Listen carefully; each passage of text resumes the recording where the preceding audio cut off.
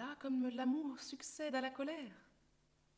Comme elle ne me voit qu'avec des yeux de mère, comme elle aime la paix, comme elle fait un roi, et comme elle use enfin de ses fils et de moi. Et tantôt mes soupçons lui faisaient une offense. Elle n'avait rien fait qu'en sa juste défense.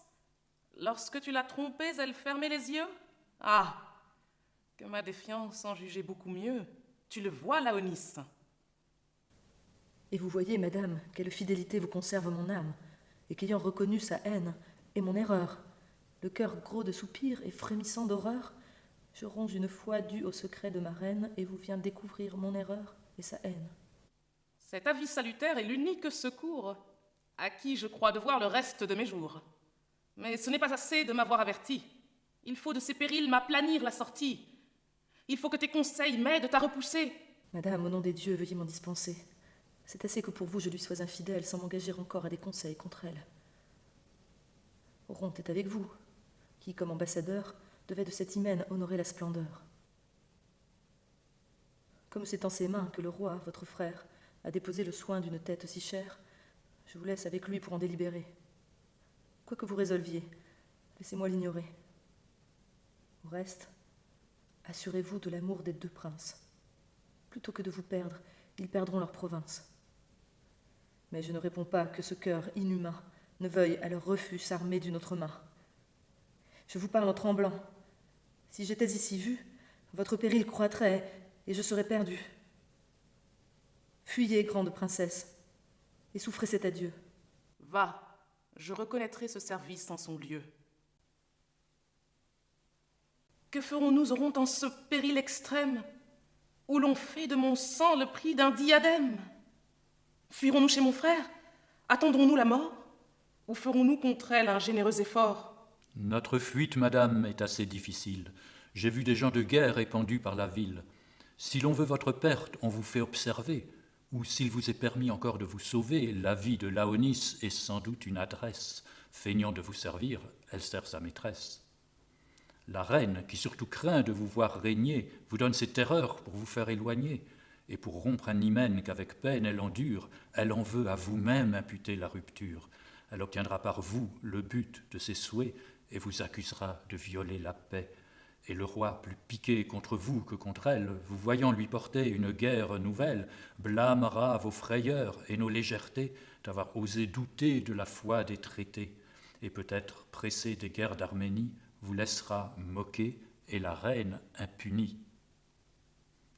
À ces honteux moyens, gardez de recourir. C'est ici qu'il vous faut ou régner ou périr. Le ciel pour vous, ailleurs, n'a point fait de couronne, et l'on se rend indigne alors qu'on l'abandonne. Ah, que de vos conseils j'aimerais la vigueur, si nous avions la force égale à ce grand cœur. Mais pourrons-nous braver une reine en colère, avec ce peu de gens que m'a laissé mon frère? J'aurais perdu l'esprit si j'osais me vanter qu'avec ce peu de gens nous puissions résister. Nous mourrons à vos pieds, c'est toute l'assistance que vous peut en ces lieux offrir notre impuissance. Mais pouvez-vous trembler quand en ces mêmes lieux vous portez le grand maître et des rois et des dieux? L'amour fera lui seul tout ce qu'il vous faut faire. Faites-vous un rempart des fils contre la mer. Ménagez bien leurs flammes, ils voudront tout pour vous, et ces astres naissants sont adorés de tous. Quoi que puisse en ces lieux une reine cruelle, pouvant tout sur ses fils, vous y pouvez plus qu'elle. Cependant trouvez bon, qu'en ces extrémités je tâche à rassembler nos parts écartées. Ils sont peu mais vaillants, et peuvent de sa rage empêcher la surprise et le premier outrage. Craignez moins, et surtout, madame, en ce grand jour, si vous voulez régner, faites régner l'amour. Quoi?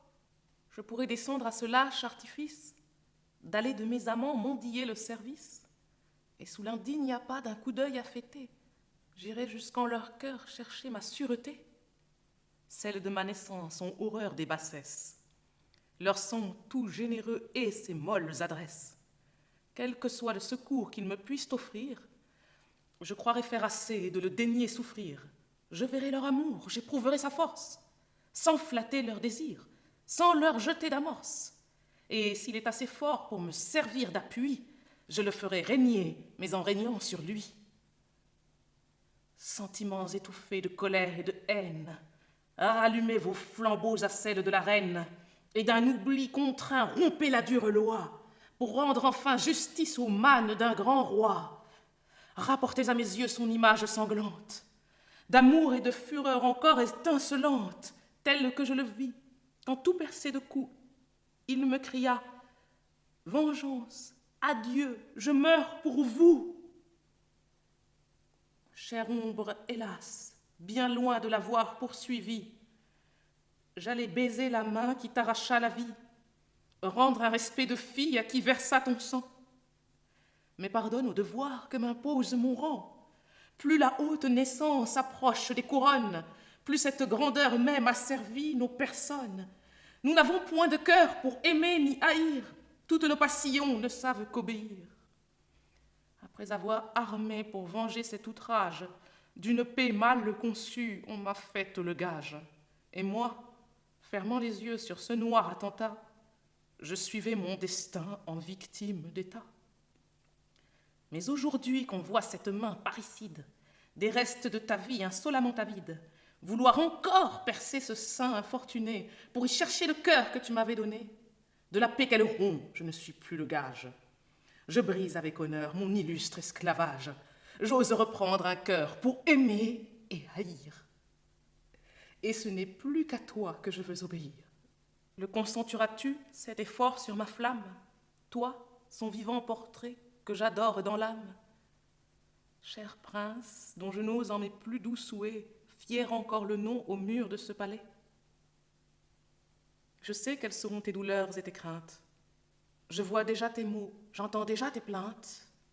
Mais pardonne au devoir qu'exige enfin un roi à qui tu dois le jour qu'il a perdu pour moi. J'aurai même douleur, j'aurai mêmes alarmes. S'il t'en coûte un soupir, j'en verserai des larmes. Mais Dieu, que je me trouble en les voyant tous deux. Amour qui me confond, cache du moins tes feux, et content de mon cœur dont je te fais le maître, dans mes regards surpris, garde-toi de paraître.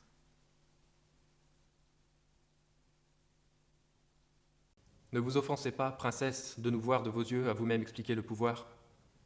Ce n'est pas d'aujourd'hui que nos cœurs en soupirent. À vos premiers regards, tous deux, ils se rendirent. Mais un profond respect nous fit taire et brûler, et ce même respect nous force de parler. L'heureux moment approche où votre destinée semble être aucunement à la nôtre enchaînée, puisque d'un droit d'aînesse incertain parmi nous, la nôtre attend un sceptre et la vôtre un époux. C'est trop d'indignité que notre souveraine, de l'un de ses captifs, tienne le nom de reine. Notre amour sans offense, et changeant cette loi, remet à notre reine à nous choisir un roi. Ne vous abaissez plus à suivre la couronne. Donnez-la, sans souffrir qu'avec elle on vous donne. Réglez notre destin qu'ont mal réglé les dieux. Notre seul droit d'aînesse est de plaire à vos yeux. L'ardeur qu'allume en nous une flamme si pure préfère votre choix au choix de la nature et vient sacrifier à votre élection toute notre espérance et notre ambition. Prononcez donc, madame, et faites un monarque. Nous céderons sans honte à cette illustre marque. Et celui qui perdra votre divin objet demeurera du moins votre premier sujet. Son amour immortel saura toujours lui dire que ce rang près de vous vaut ailleurs un empire. Il y mettra sa gloire, et dans un tel malheur, l'heure de vous obéir flattera sa douleur. Prince, je dois beaucoup à cette déférence, de votre ambition et de votre espérance. Et j'en recevrai l'offre avec quelque plaisir, si celle de mon rang avait droit de choisir. Comme, sans leur avis, les rois disposent d'elle, pour affermir leur trône ou finir leur querelle, le destin des États est arbitre du leur, et l'ordre des traités règle tout dans leur cœur. C'est lui qui suit le mien, et non pas la couronne. J'aimerai l'un de vous parce qu'il me l'ordonne. Du secret révélé, j'en prendrai le pouvoir, et mon amour pour naître attendra mon devoir. N'attendez rien de plus ou votre attente est vaine. Le choix que vous m'offrez appartient à la reine. J'entreprendrai sur elle à l'accepter de vous.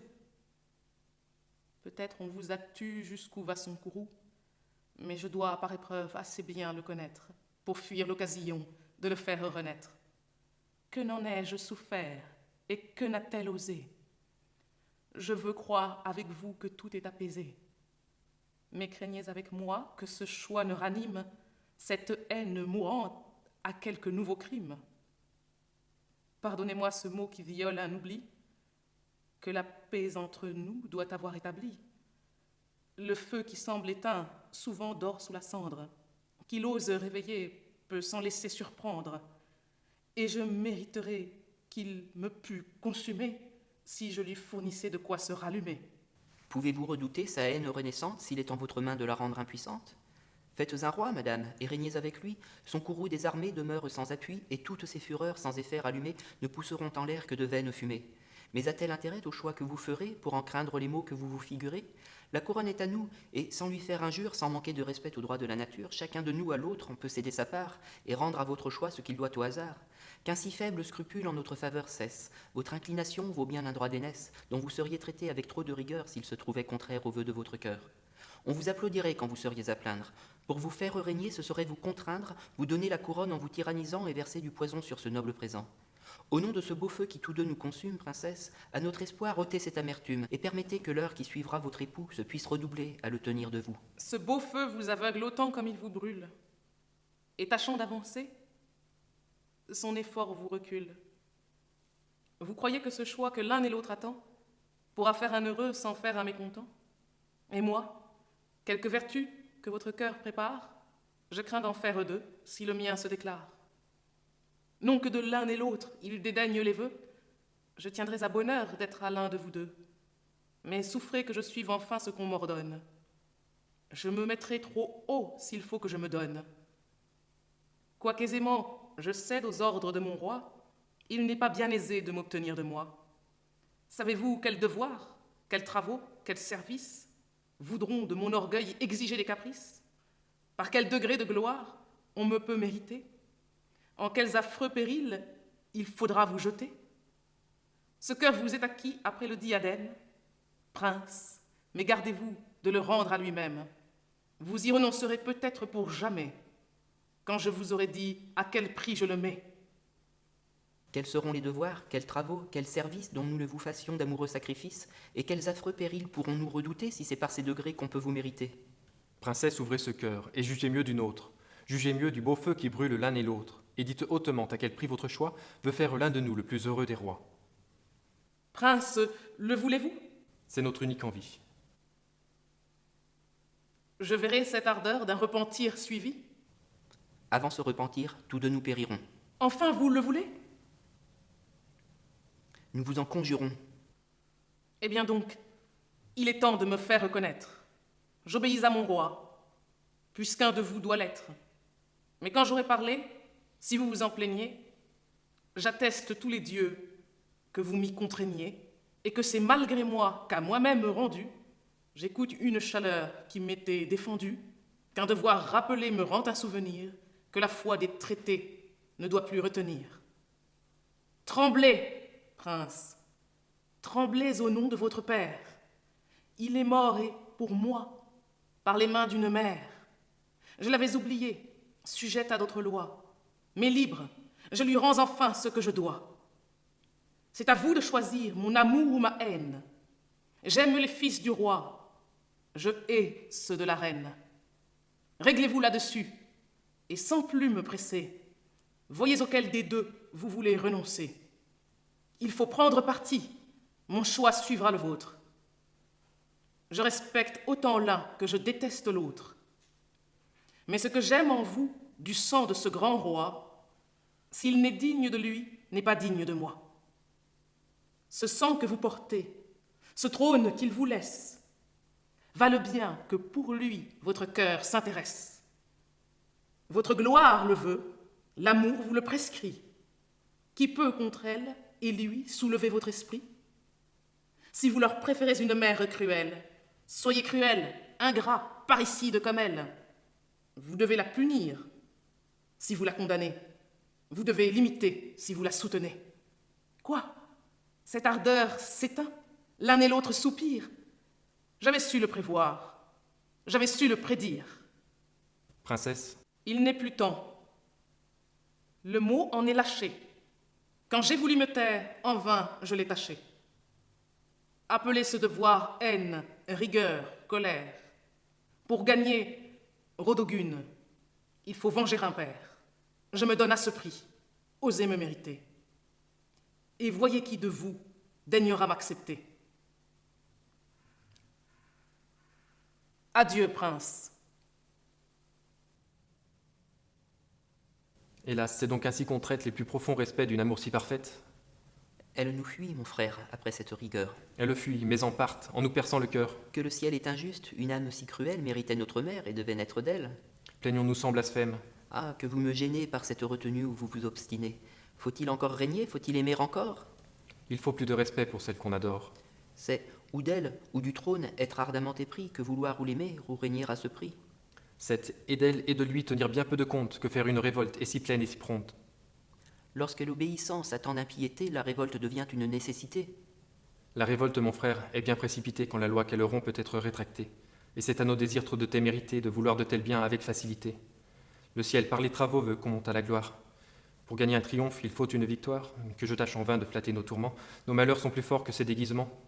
Leur excès à mes yeux paraît un noir abîme, où la haine s'apprête à couronner le crime, où la gloire est sans nom, la vertu sans honneur, où sans un parricide il n'est point de bonheur. Et voyant de ces mots l'épouvantable image, je me sens affaiblir quand je vous encourage. Je frémis, je chancelle, et mon cœur abattu suit tantôt sa douleur et tantôt sa vertu, mon frère pardonné à des discours sans suite, qui font trop voir le trouble où mon âme est réduite. J'en ferais comme vous, si mon esprit troublé ne secouait le joug dont il est accablé. Dans mon ambition, dans l'ardeur de ma flamme, je vois ce qu'est un trône et ce qu'est une femme, et jugeant par leur prix de leur possession, j'éteins enfin ma flamme et mon ambition. Et je vous céderai l'un et l'autre avec joie, si dans la liberté que le ciel me renvoie, la crainte de vous faire un funeste présent ne me jetait dans l'âme un remords trop cuisant. Dérobons-nous, mon frère, à ces âmes cruelles, et laissons-les sans nous achever leur querelle. Comme j'aime beaucoup, j'espère encore un peu. L'espoir ne peut s'éteindre où brûle tant de feu. Et son reste confus me rend quelques lumières pour juger mieux que vous de ces âmes si fières. Croyez-moi, l'une et l'autre à redouter nos pleurs, leur fuite à nos soupirs a dérobé leur cœur. Et si tantôt leur haine eût attendu nos larmes, leur haine à nos douleurs aurait rendu les armes. Pleurez donc à leurs yeux, gémissez, soupirez, je craindrai pour vous ce que vous espérez. Quoi qu'en votre faveur vos pleurs obtiennent d'elles, il vous faudra parer leur haine mutuelle. Sauvez l'une de l'autre, et peut-être leurs coups, vous trouvant au milieu, ne perceront que vous. C'est ce qu'il faut pleurer. Ni maîtresse, ni mère n'ont plus de choix ici, ni de lois à nous faire. Quoi que leur rage exige, ou de vous ou de moi, Rodogune est à vous, puisque je vous fais roi. Épargnez vos soupirs près de l'une et de l'autre. J'ai trouvé mon bonheur, saisissez-vous du vôtre. Je n'en suis point jaloux, et ma triste amitié ne le verra jamais que d'un œil de pitié. Que je serais heureux si je n'aimais un frère. Lorsqu'il ne veut pas voir le mal qu'il se veut faire, mon amitié s'oppose à son aveuglement. Elle agira pour vous, mon frère, également. Elle n'abusera point de cette violence que l'indignation fait à votre espérance. La pesanteur du coup souvent nous étourdit. On le croit repoussé quand il s'approfondit. Et quoiqu'un juste orgueil sur l'heure persuade, qui ne sent point son mal est d'autant plus malade. Ces ombres de santé cachent mille poisons, et la mort suit de près ses fausses guérisons. Daigne les justes dieux rendre vain ce présage. Cependant, allons voir si nous vaincrons l'orage, et si contre l'effort d'un si puissant courroux, la nature et l'amour voudront parler pour nous.